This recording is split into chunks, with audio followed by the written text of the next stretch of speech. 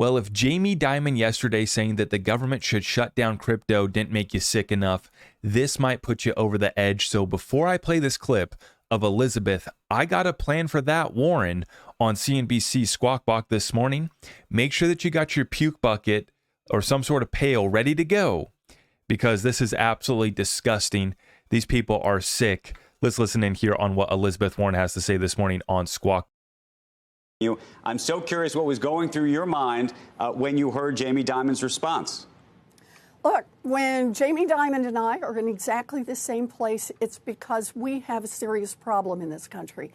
And that is a part of the financial system is being used by terrorists, by drug traffickers, by rogue nations in order to launder money, move money through the system and finance their illegal activities. But keep in mind on this one, it wasn't just Jamie Dimon. We had a long, long table with the CEOs of all of the largest banks in this country.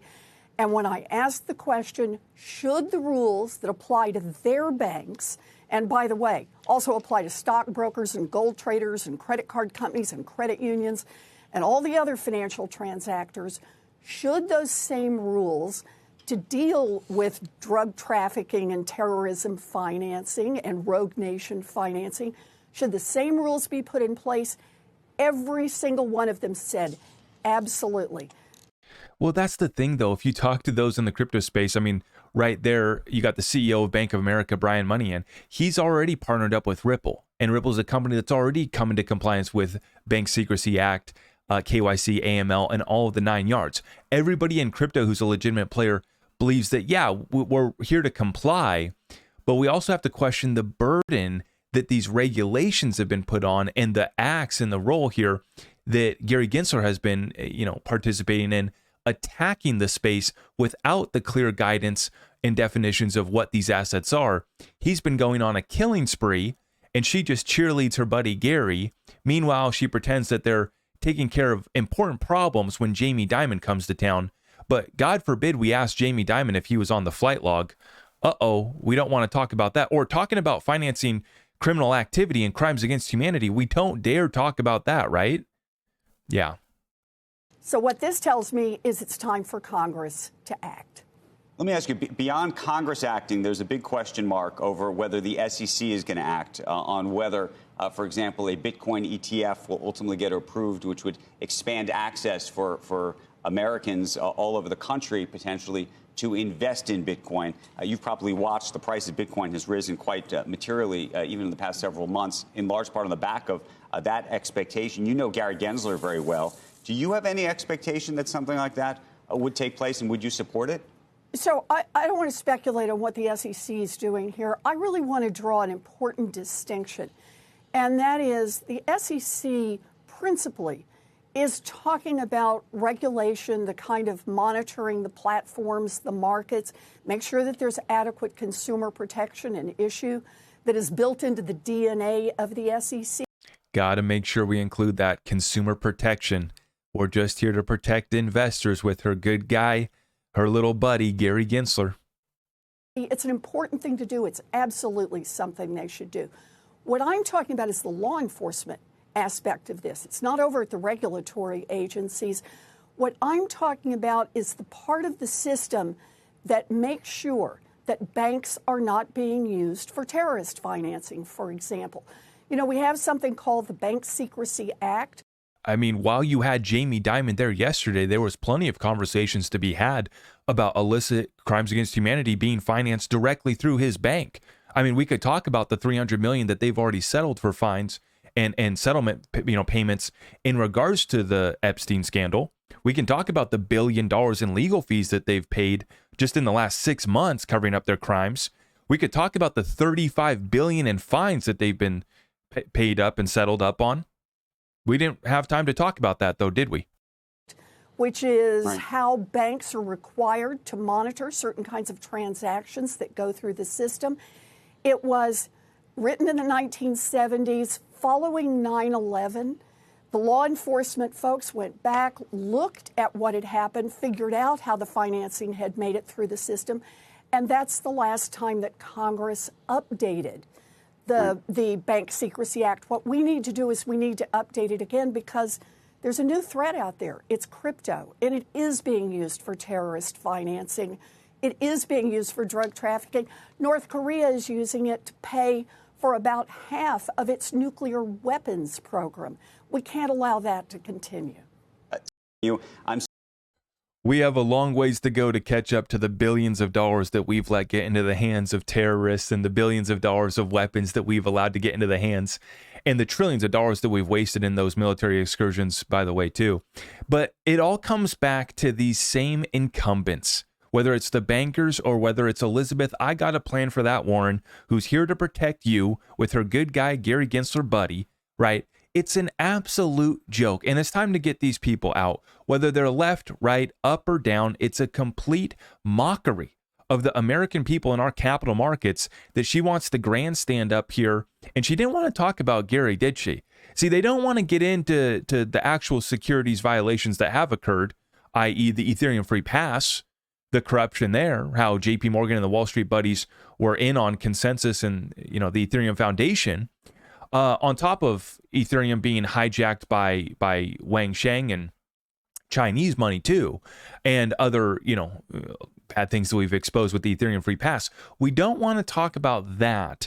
We just want to focus on the terrorists and the bad activities. And it's a complete joke because we know that by and large, most of that's done with the US dollars, and most of that's on behalf of our own government.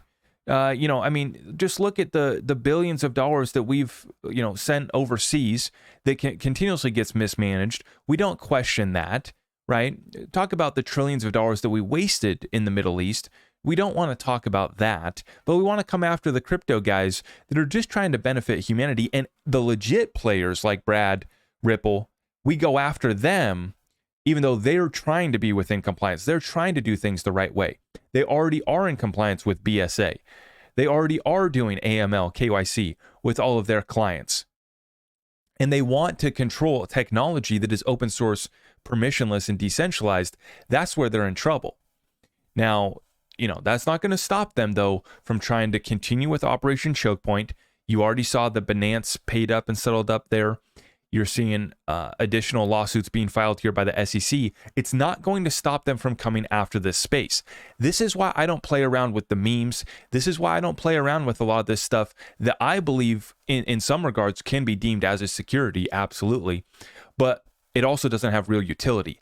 I focus on blockchains like XRP that are solving real problems. They have companies with Ripple that are trying to make sure that what they're building out is within the rules, the compliance and regulations. And they're also working with these institutions that are already under the same regulations as well. See, this is the thing. When you're a company like Ripple that's trying to work with the incumbents, your client, your customer is forcing you to offer a product or service that is already following the laws that they're set to follow. But it's just a complete joke because we've seen time and time again, if the banks get caught, financing criminals, get caught doing all these things, they pay a fine and they continue on.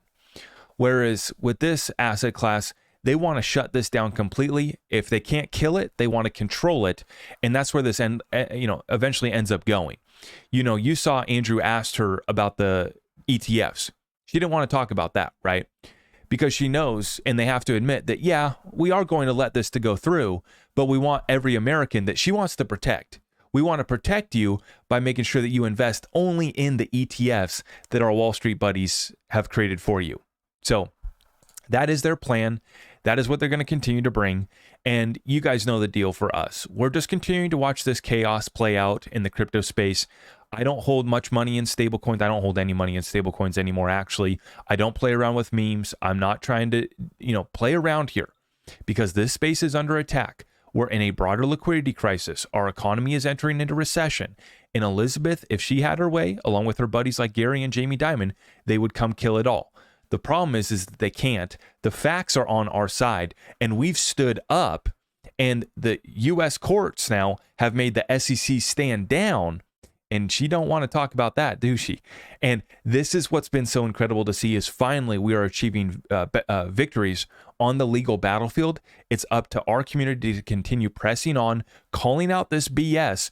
And crypto is one of the issues, like so many, that I think that we should all align ourselves behind, we should find unity on these issues that are not political, that shouldn't be left right. This is benefiting humanity. This is making our systems more fluid, making our financial system more inclusive, not just talking about it, actually doing it, right? And so this is something that we should all be aligning ourselves behind. It's not political. And we see that we have incumbents on both sides of the aisle that are trying to get in the way, that are trying to kill us, that are trying to come after us. And it's up to us to vote them out, to continue pressing forward, to expose their agenda. And God willing, we're going to be able to get through on the other side here. And on the other side of this, I believe that there's only a few left standing. And I'll let you guys speculate on which few will be left standing. You know where I stand on that issue. You know what my bags are full of. And we'll see who makes it to the other side. With that being said, guys, if you could do me a big favor by liking this video on the way out, make sure if you haven't already that you subscribe, hit that notification bell. Everything else can be found on my website, ZachRector.com, and I will see you guys in the next one. God bless.